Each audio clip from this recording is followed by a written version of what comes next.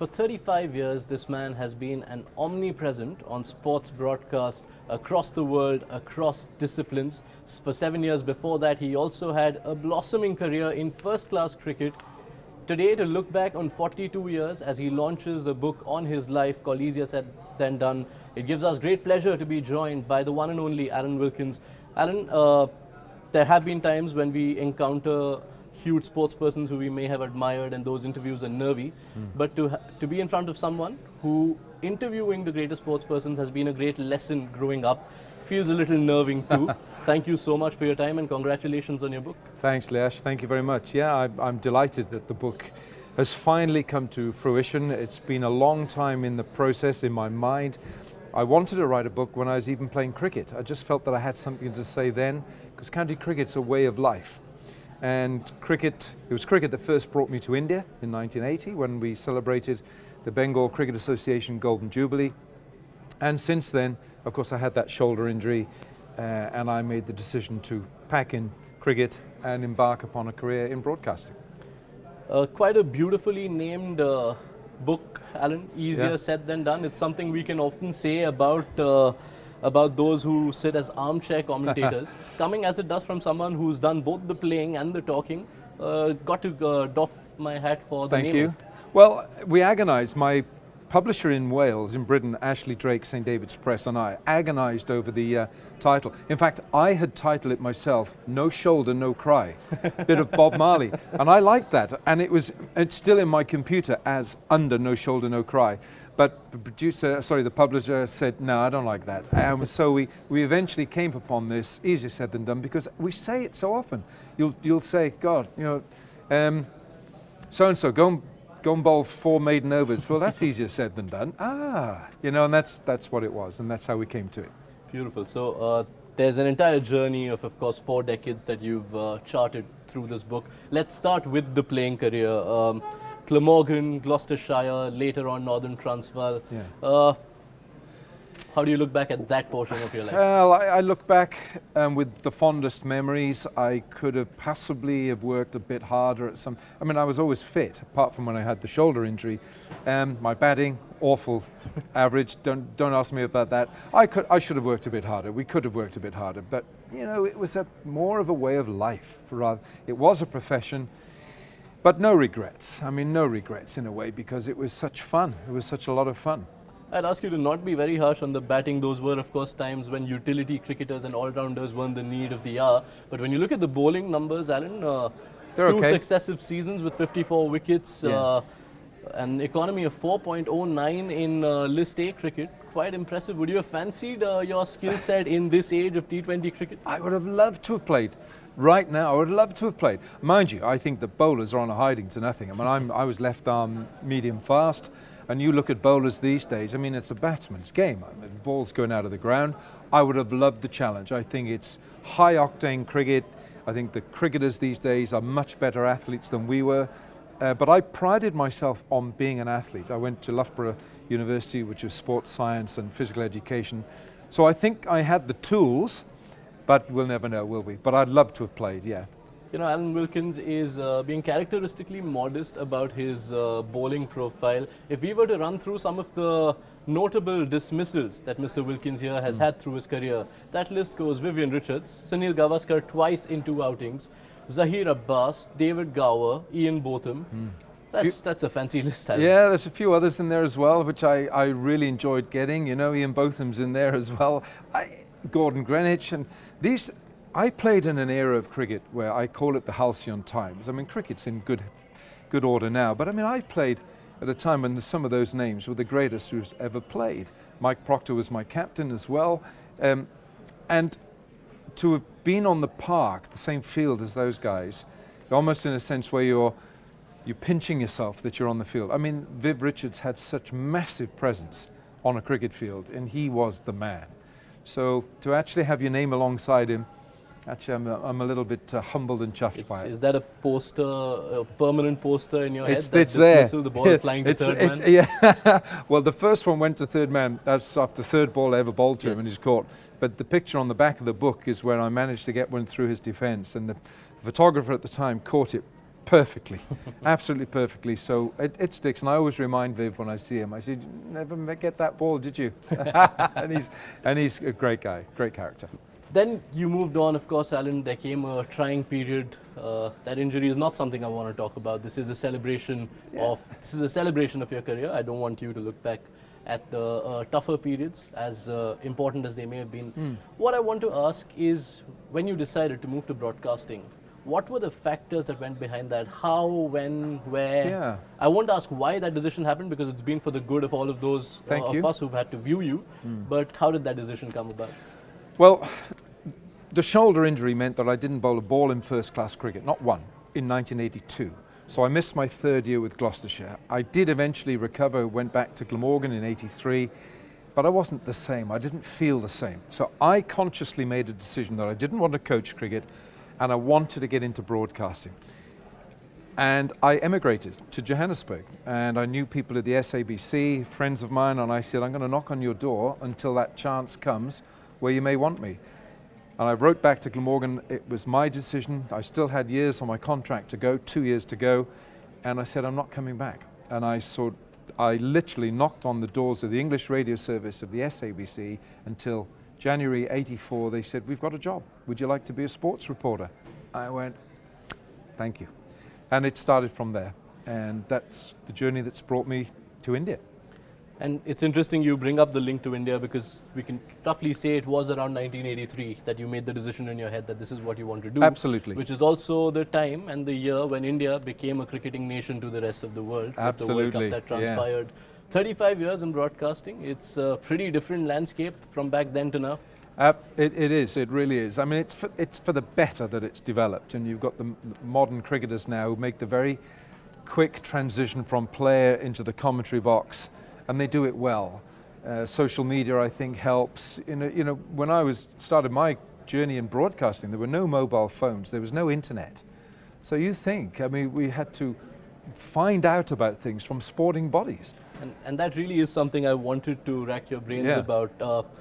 We work in a broadcasting capacity, and we know how much easier the internet and technology has made life.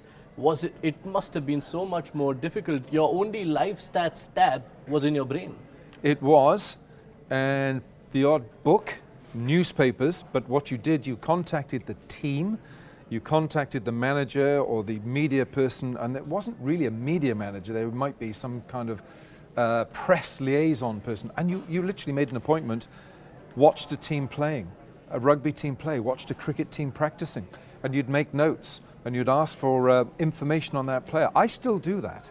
I still try and go and watch a team practice, find out, I mean, especially these days, we don't know all the Afghanistan players, we didn't know all the Ireland players, but so you go and watch them practice, make notes, and it's much easier with internet, of course it is, but we didn't have it then, but it was a great learning curve and a great launch pad for me. But are the amount of barriers that now exist between cricketers and broadcasters, or athletes and broadcasters, a hindrance at any level for broadcasters in this generation?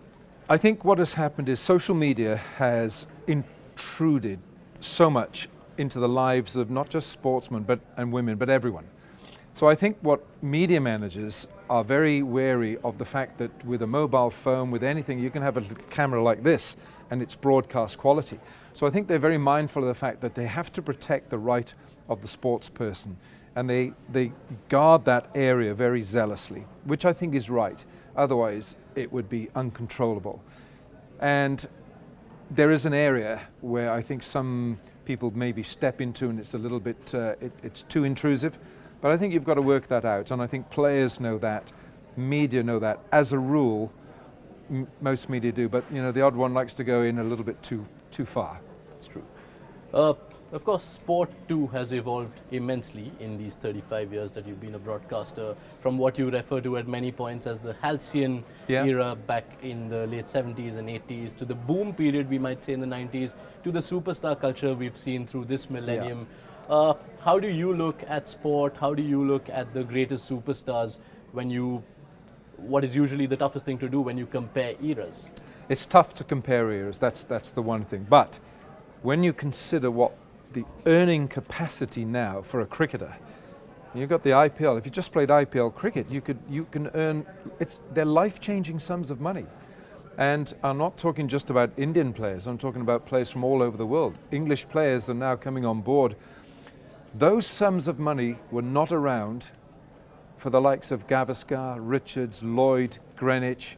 You name them, they weren't there. They weren't there for the 1983 World Cup winning side, Indian side. So now, these days, if you can make it as a cricketer, especially, the riches are so plentiful, you'd be daft not to give 100% to your task.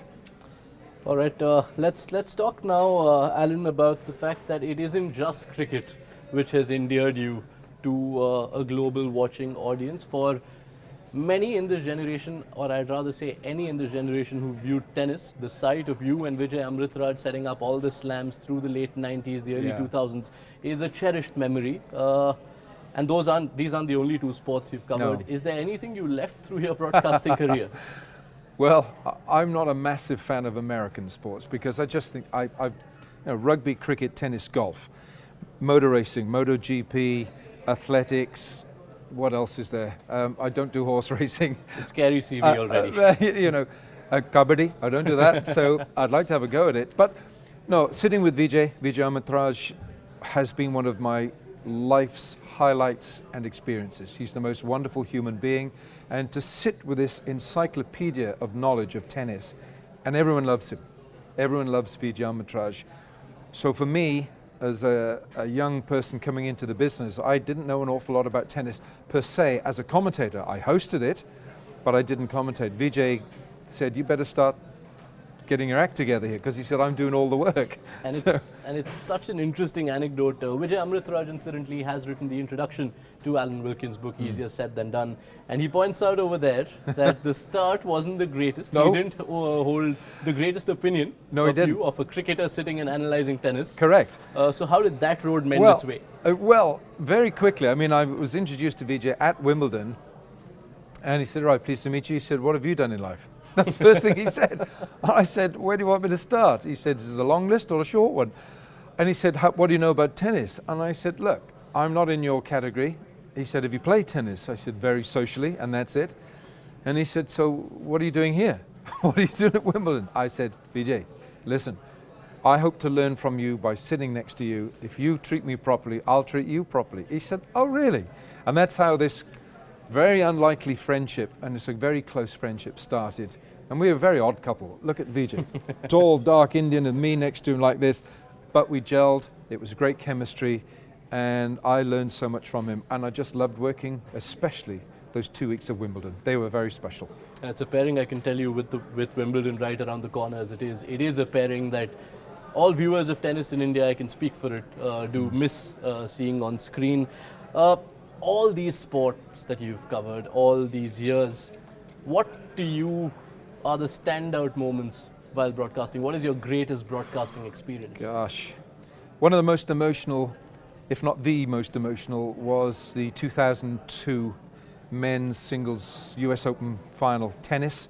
Flushing Meadows, New York. It was a year after 9/11 when they unfurled the flag that had been retrieved from the World Trade Center, and the US Coast Guard battalion released hundreds of white doves for peace, the message for peace. Sampras Agassi in absolute silence on the courtside. Vijay and me, tears, absolute tears. Couldn't say a word, choked. That was pretty emotional, pretty special. Sachin's last innings at the Wankhede Stadium, I was on air. When he nicked it to slip and Darren Sammy took the catch. And it was just a moment in time where I didn't say anything. We didn't quite know whether he had been out, he caught, because Darren Sammy took it behind the keeper, and it was just a moment frozen in time, and then it was over. And Sachin stood there. He couldn't believe it, we couldn't believe it, and then he just walked off. That was a very, very special moment as well, I can tell you. I want to ask you from a broadcasting perspective, Alan, when that moment happens, especially when you know a moment which is happening at the moment and you know this is going to be an epochal moment for the rest of life, what is it that you're thinking behind that mic?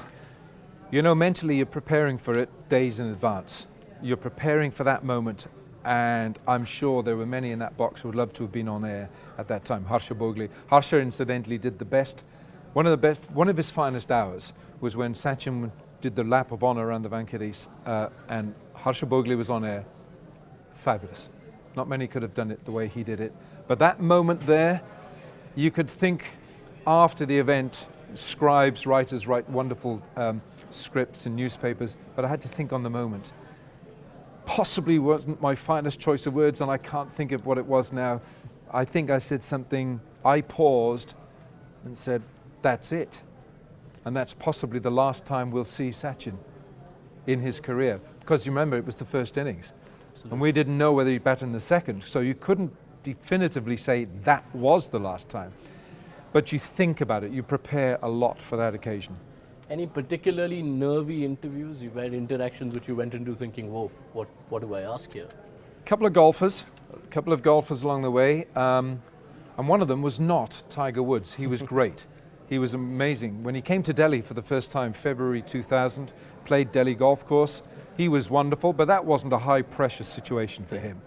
But you interview a golfer who's just come off the 18th at Augusta, and he's just shot a 5 or a 6 on the 18th. It's very tough to say, how'd your round go, and tell us about it. He said, you really want me to talk about that? And one very awkward interview that I had was Keke Rosberg, who was the current Formula One world champion in 1984. I covered the South African Grand Prix at Kyalami, and I interviewed him just after Nelson Piquet had gone past him by that much to take pole position for the race. And I said something stupid like, Keke Rosberg, you must be very disappointed with not being on pole. He said, disappointed? I've just been racing around there 250 miles an hour, and that guy in that car there beats me by this, and you ask me if I'm disappointed? Have you got any better questions than that? And I froze. Fortunately, it wasn't live, it was on radio, so I said, can we start again? He said, no, you carry on. It's a lesson learned not to start an interview with, you must be disappointed. Stupid, but I learned.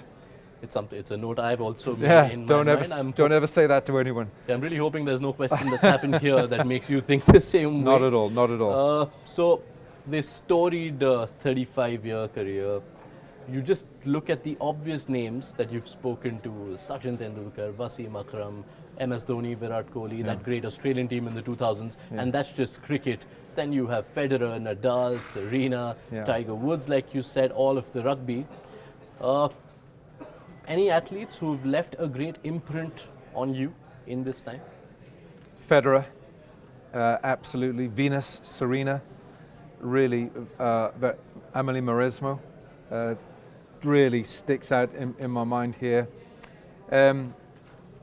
You just go through the names you've mentioned, Tiger, but they're all great human beings. You know, they really are. Sachin, very modest about his achievements, and that applies to Rahul Dravid, VVS Lachman, Saurav Ganguly, all those guys, very modest about their achievements. Wasim Akram, you mentioned Wasim. We didn't play against each other, but you know, he's a different era. But in the commentary box, he's a natural. In the television, he's a natural. And he's a giant of our sport. He's a giant of cricket. And gosh, I'm sure there are many down the line, tennis players. It's wonderful to meet them face on like this. Boris Becker fills a room. Federer just walks into a room and it goes quiet, or they applaud. It's like watching, did someone from high above come in? He is the greatest that I've seen. Vijay and I argue on that. He says, it's Rod Laver. Wow, okay. All right, so I do want to take a slightly self-centered note as we wind down this conversation. If you were to give a tip to broadcasters, especially knowing the times that lie ahead, technology will probably keep on superseding us, what would your tip to a budding or a present broadcaster be? Well, that's a good question. Because there is so much technology, and you know, you don't have to be in a studio, you don't have to be in front of it. You can have your phone, and you can download anything you like on any person in the world or any subject in the world, and it's on your phone. But the key is it's got to come from here, from your heart, and it's got to come from within to be a broadcaster. You can learn as much as you like. You have to prepare. You have to prepare and know your subject matter, know your sport, and you may leave 90% of your preparation on the floor.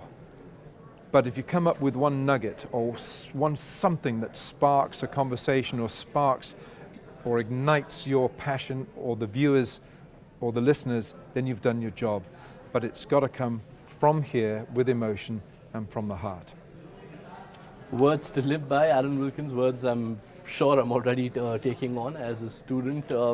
So many years, so many memories, so many tournaments, so many matches, so many sport. One thing that I remember is a ESPN Star Sports presentation called A Few Good Men, which was you and the best of commentary in the early 2000s.